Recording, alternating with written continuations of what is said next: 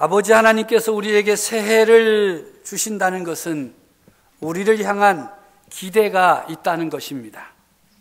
하나님이 우리에게 기대하시고 베푸시는 그 뜻을 따라 살아가는 의미 있고 행복한 새해가 되기를 우리 주님의 이름으로 축복합니다. 새해를 맞이하는 우리들에게는 기도하여야 할 많은 일들이 놓여져 있습니다. 대한민국의 경제 문제도 심상치 않습니다. 수치상으로는 우리나라의 재정 상황이 좋습니다. 환율도 원화의 강세를 막을 자가 없다고 합니다. 그러나 반도체 사업으로 벌어들인 돈을 빼고 나면 여러 가지 어려운 문제들이 드러납니다. 우리 충청북도와 청주는 상대적으로 형편이 조금 나은 편이기는 합니다만은 청년 실업 문제, 자영업자들의 폐업, 점점 더 심해지고 있는 양극화 현상, 우리나라 백성들을 불안하게 만들고 있습니다. 해결하려고 내놓은 방법들을 놓고 왈가왈부하느라 이것도 어렵고 저것도 어려운 진퇴양난이 되고 말았습니다. 참 안타까운 상황입니다. 나라의 지도자들과 이해 당사자들이 협력하여 상생의 길을 찾아낼 수 있도록 우리들이 더욱 힘써 기도해야 할 것입니다. 또한 우리의 간절한 소원이의 꿈인 민족 복음화 진행 상황도 점점 더 많은 어려움을 겪고 있습니다. 기독교와 교회에 대한 시각이 매우 날카롭습니다. 소외되고 연약한 자들의 친구로 받아들여졌던 한국교회가 더 이상 어려운 이웃의 친구로 인정받지 못하고 있습니다. 가진 자의 편에 서 있는 교회라고 손가락질합니다. 불법을 예사롭게 행하는 집단이라고 비난합니다. 권력지향적이며 탐욕으로 가득 차 있다고 조롱합니다.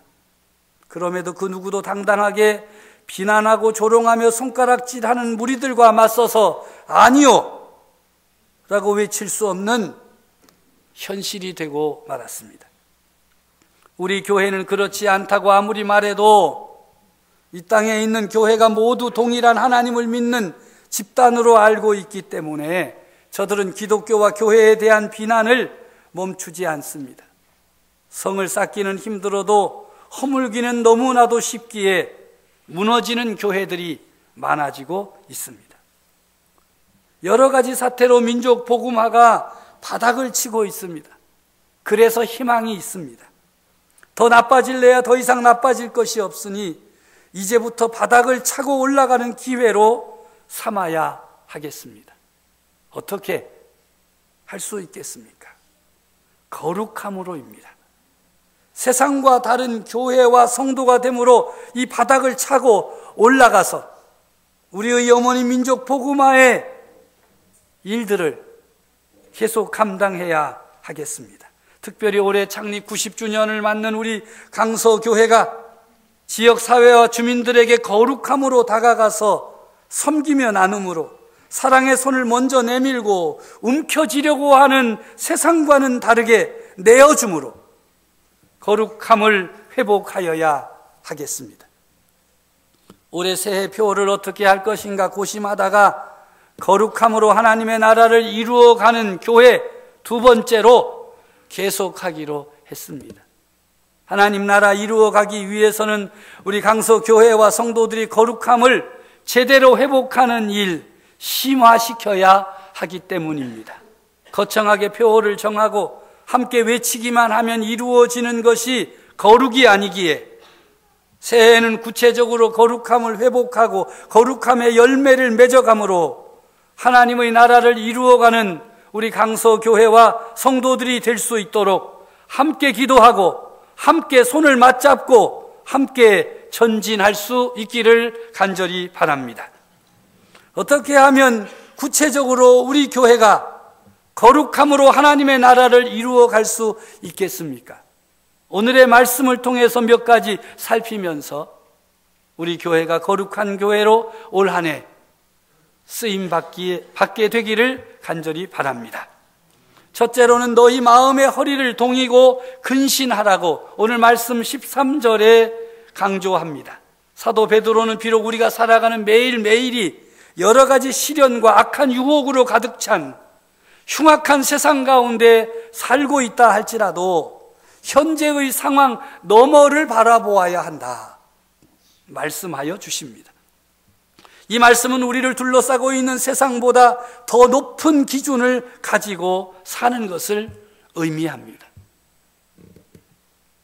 이것이 베드로가 말하는 거룩함입니다. 다르다는 의미입니다. 베드로 사도는 거룩함은 마음에서 시작된다고 말씀하십니다. 그러므로 너희의 마음의 허리를 동이고 근신하여라 말씀하는 것이지요. 이것은 우리 자신을 넘어서 외부로 뻗어나갑니다. 예수 그리스도께서 나타나실 때 너희에게 가져다 주실 은혜를 온전히 바랄지어다.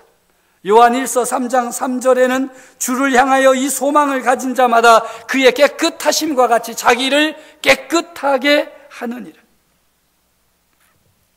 너희 마음의 허리를 동이고 근신함으로 자신을 정결하게 하고 그 정결함을 지켜감으로써 거룩한 자가 되라 말씀하고 있습니다.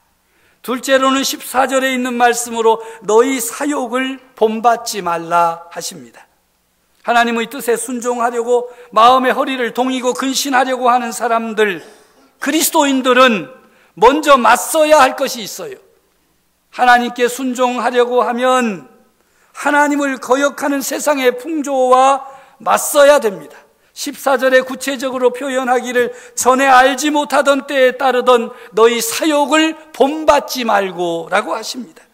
로마서 12장 2절에는 너희는 이 세대를 본받지 말고 오직 마음을 새롭게 함으로 변화를 받아 하나님의 선하시고 기뻐하시고 온전하신 뜻이 무엇인지 분별하도록 하라 말씀하고 있습니다. 너희 사욕을 본받지 말아라, 이 세대를 본받지 말아라 말씀하는 것입니다. 사욕이라고 하는 이 용어는 갈라디아서 5장 17절에 기록된 육체의 소욕을 의미하는 것입니다. 사사로운 욕심, 개인적인 욕심, 육신의 일들을 말하는 것입니다. 갈라디아서 5장 19절에서는 육체의 일이라고 말씀하면서 구체적인 일들을 열거하고 있습니다. 함께 읽습니다. 육체의 일은 분명하니 곧 음행과 더러운 것과 호색과 우상숭배와 주술과 원수 맺는 것과 분쟁과 시기와 분냄과 당 짓는 것과 분열함과 이단과 투기와 술취함과 방탕함과 또 그와 같은 것들이라. 아멘. 이런 사욕, 이 세대가 따라가고 있는 풍조, 육체의 일은 우리 마음밭에 끊임없이 날라와서 뿌리를 내리려고 하는 잡초와도 같습니다. 잠시 눈길을 돌리거나 정신을 차리지 않으면 어느 틈엔가 자리를 차지하고 우리 마음밭에 자라고 있는 거룩한 삶의 열매들을 못 살게 만들어 놓습니다. 전에 알지 못하던 때에 따르던 너희 사욕을 본받지 말라는 말씀은 이렇게 해석해야 됩니다. 전에 알지 못하여 너희 마음밭에 날라와서 자리를 차지한 잡초, 육체의 일들을 지금까지 내버려 두었으니 회개하고 이제는 그 잡초들을 부지런히 뽑아내고 잘라냄으로써 너희 안에 있는 거룩한 삶의 나무들이 잘 자라서 풍성한 열매를 맺게 하라는 것입니다. 여러분의 마음밭에 무엇이 자라고 있습니까? 육체의 일들이 자라고 있지 않습니까? 심지도 않았는데 얼마나 그렇게 잘 자라는지 모릅니다. 지난 송구 영신 예배 때 다 회개하고 뽑아낸 줄 알았는데 또 어느 틈엔가 찾아와서 또 자라고 있지 않습니까? 너희 사욕을 본받지 말아야 할 것이다. 사욕이 너희 마음에 자리하거든 뽑아내 버리라는 것이지. 그래야 거룩함을 회복할 수 있습니다. 세 번째로 거룩한 자가 되라 15절에 말씀합니다. 15절과 16절 말씀해 보면 오직 너희를 부르신 거룩한 이처럼 너희도 모든 행실에 거룩한 자가 되라 기록되었으되 내가 거룩하니 너희도 거룩할지어다. 이 말씀은 레위기 11장 44절과 45절의 말씀을 의역해서 말씀한 것으로 그들의 소망과 순종을 삶 가운데 나타나게 하라는 말씀입니다.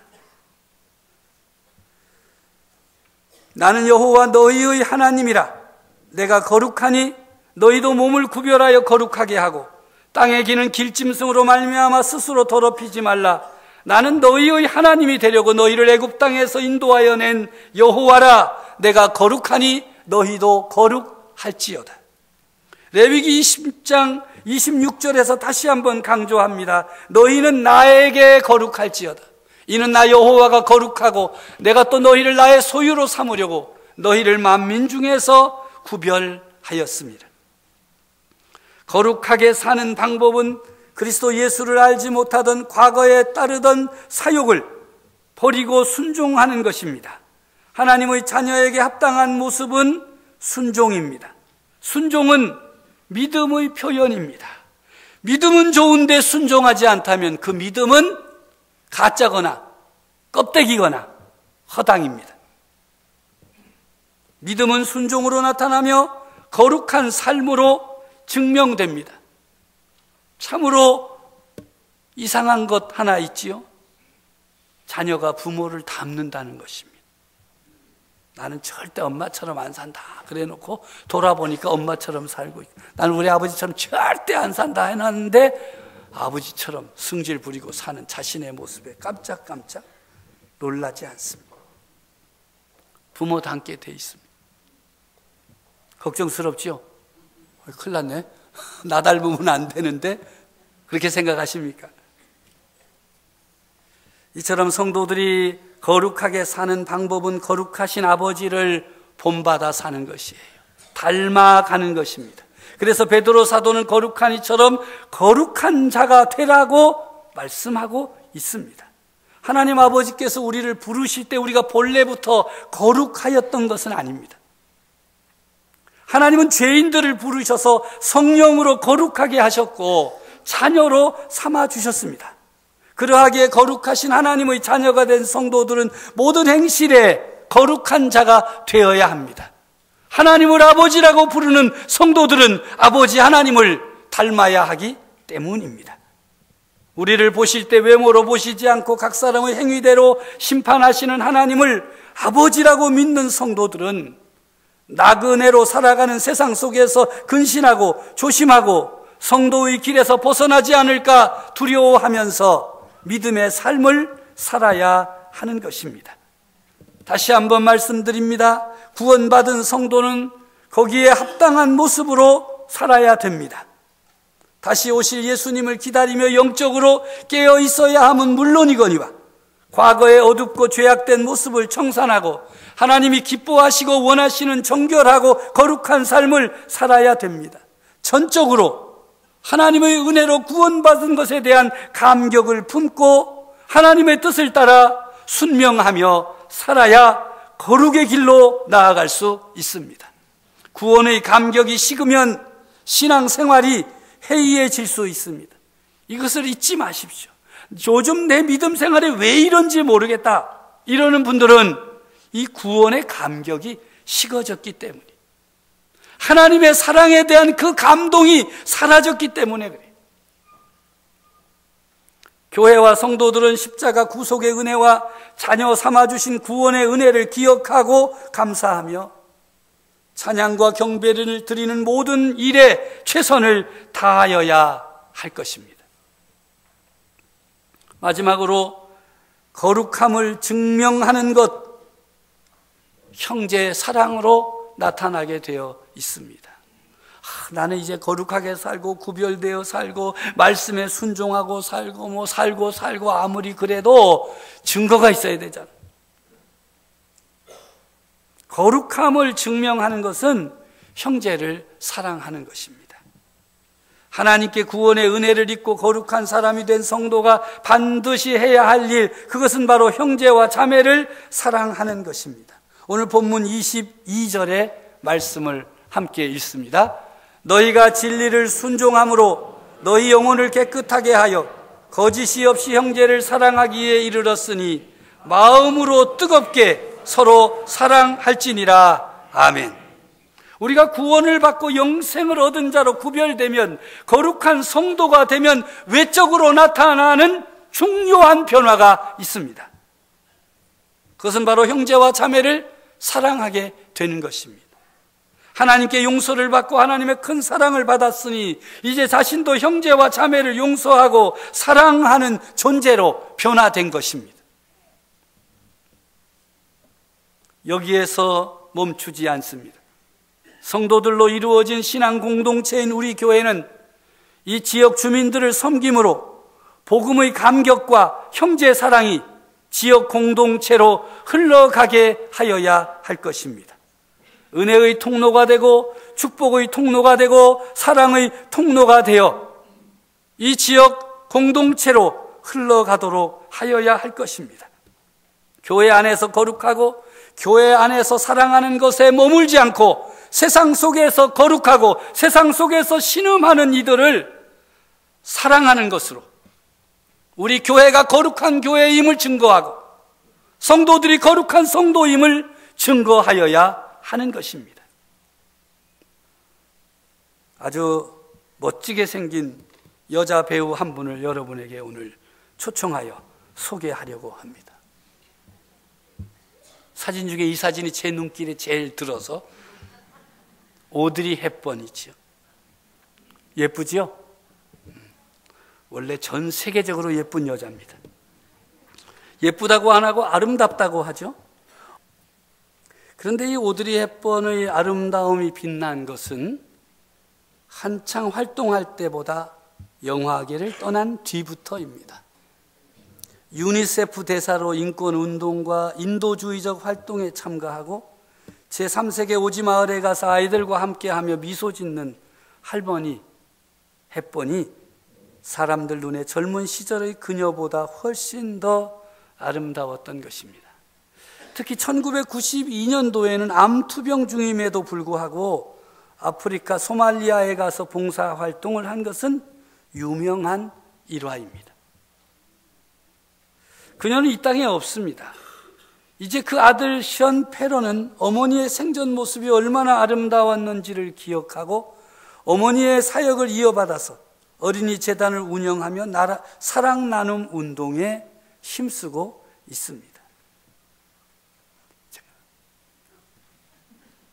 그런데 그 아들이 얼마 전에 우리나라를 방문했어요. 기자들이 어떻게 오셨느냐 물었더니 세월호 사건 희생자를 추모하고 유족들을 위로하기 위해서랍니다. 아무 상관도 없는 사람.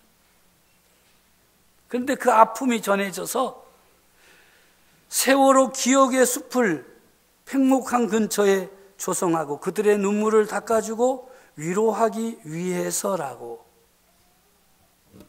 응답했습니다. 오드리 헵번이나 그 가족만 할 수 있는 일이겠습니까? 아니지요.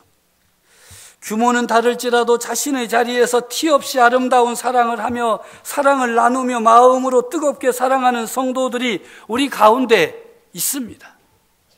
우리 교회도 지난해 많은 사랑을 베풀기 위해서 힘을 모았습니다. 자기를 드러내는 것도 아닙니다. 알아주는 것도 아닙니다. 그러나 사랑하려고 하는 마음으로 청년을 위해서 또 지진 피해를 당한 이들을 위해서 계속하여 사랑을 모으고 나누어 주었습니다. 모르던 전화가 계속 왔습니다. 저 포항 어느 교회 어느 목사입니다. 어떻게 전화했습니까? 목사님 교회에서 지난 포항 지진 천사헌금 하셔서 그것이 이번에 다 입금이 되었습니다.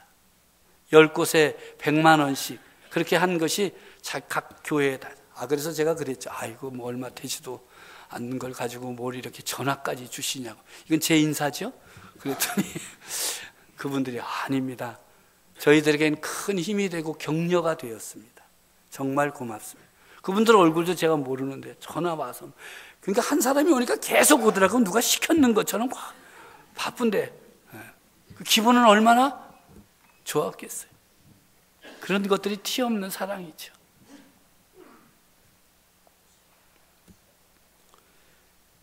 지난 주간 연약한 중에서 투병 생활을 하고 계신 분이 저를 찾아오셨어요.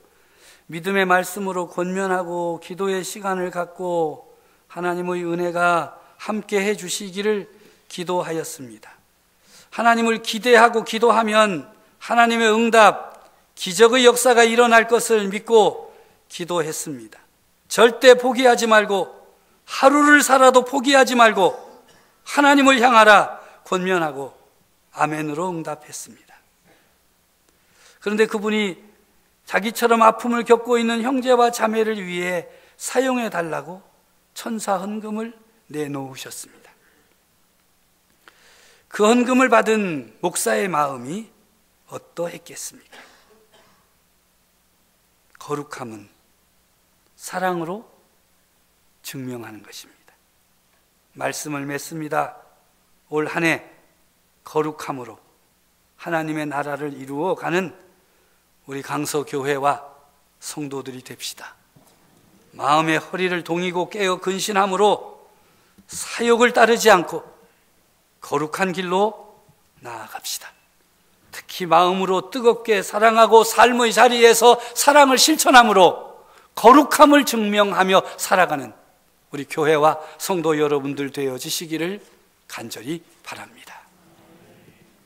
하나님 아버지, 이 시간도 하나님 말씀을 선포할 수 있도록 크신 은총을 베풀어 주시니 참 감사합니다. 말씀 앞에서 아멘으로 응답하며 말씀 위에 굳게 서려고 결단하고 도움을 요청하는 성도들에게 주님 능력에 능력을 더하여 주시옵소서. 어떤 삶의 자리에서도 거룩한 성도의 삶의 자세를 잃지 않게 하시고 때때로 우리 안에 자신도 모르는 사이에 육체의 일들, 육체의 열매들이 자라나고 있거든 정신을 차리고 깨어 근신하고 잡초들을 뽑아내버리고 믿음의 열매들이 잘 자랄 수 있도록 힘을 다하여 하나님을 향하게 해 주시옵소서. 주여, 연약한 우리들을 붙잡아 주시옵소서. 예수님의 이름으로 기도하옵나이다. 아멘.